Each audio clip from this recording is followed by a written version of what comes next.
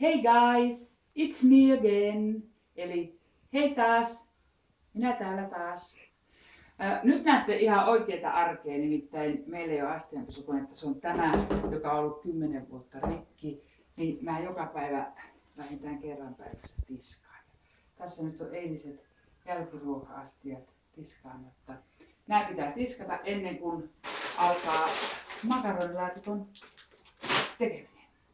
Ja sittenhän tämä tiskaus on, niin pitää sen verran sanoa, että tämä vaate on tarkoituksella väärinpäin.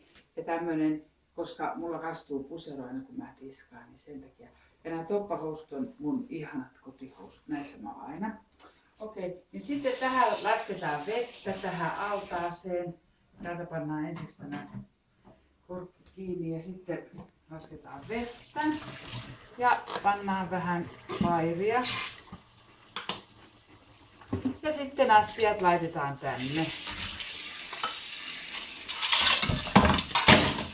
Tässä on tää eilinen ja toissapäiväinen salaattipulho. Nämä on mun henkilökohtaiset kahvi- ja teemukit.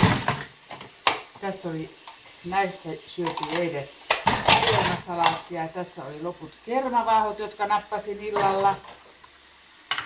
Ja täällä oli sitten myöskin tämmöistä mitäs salaattia. Tässä oli herkkusieni-salaattia. Okei, ja täällä on sitten vielä näköjään hedelmäsalaattikulho, kermavaahtokulho, nämä kaikki. Ja tämä on sitten se makaronilaatikon, missä sitä keitetään uunissa. Kun mä nämä tässä kohta tiskaan ja tänne kaappiin niitä sitten laitan ja siinäpä se sitten onkin ja kohta näette varmasti kun makaronilaatikko tuossa kiehuu. Ja kuvaajana on taas pojan tyttö, 10-vuotias. Hän on kärsivällinen ja hyvä kuvaaja.